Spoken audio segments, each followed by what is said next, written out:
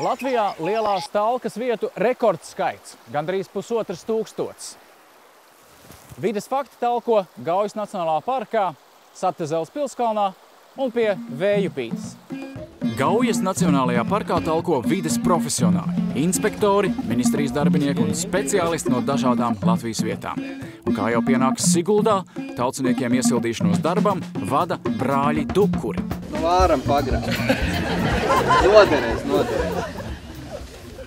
Bērni, būs jālien, stiprāk apauga nav kundzīti. Vakar lietas līs, varbūt, ka varētu būt mitrs mazliet.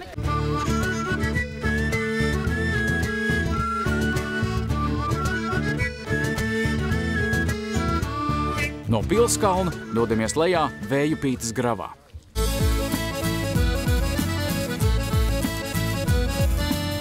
Šeit jātīra turisma takas no nogāztiem kokiem, jāsavāc atkritumi. Lielās talkas uzdevums šeit ir attīrīt Vējupīti no atkritumiem un koka sanesumiem.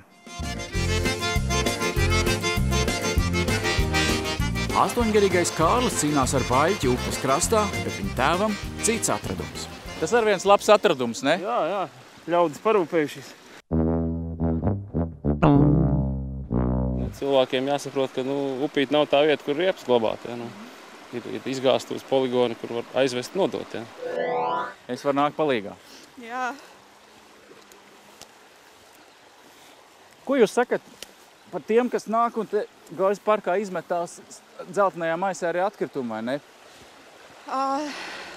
Kā man vecais tēvs mācīja, vienmēr ir jāsavāc aiz sevīm un nekad nedrīkst mest mežā. Jo mežs nepārstrādā daudzas lietas un mēslot mežā ir vienkārši, mēs mēslojam paši sevi.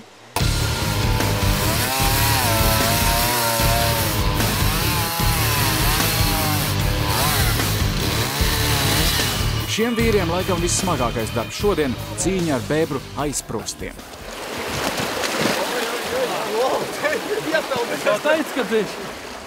Mēs jau kaut kādas 3 nojaucām. Šis laikam vislielākais. Un jūs tajā brigādē būtu tāds brigadieris? Organizators.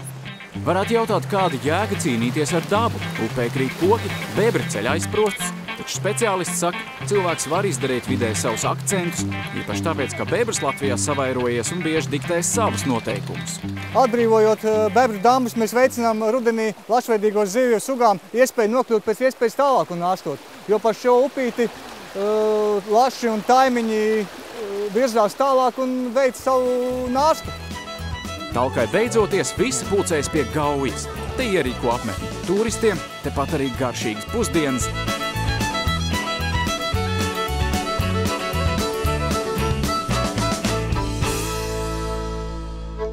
Patiesībā ir diezgan liels gandarījums, ka šeit ir maz gar pašu upīti un te gar to taku ir diezgan maz atkritumu. Es staigāju, beigās gan salasīju pilnu maisu un knapi atvilku apakaļ. Uz šejieni, bet kopumā maz atkritumu. Salasās atkritumi arī Gaujas Nacionālajā parkā. Arī tā saucamā spēt pudeles. Vides ministrs plasmas pudeļu depozītu sistēmu jeb nodošanu pret samaksu joprojām uzskata par savu prioritāti. Tam joprojām pretojas dzērienu ražotāji, kas saka, sadārdzināsies prece, arī atkritumu šķirošanas kompānijas, kas piedāvā labāk vākt pudeles īpašos konteineros. Taču ministrs sola 2015. gadā depozītu sistēma būs.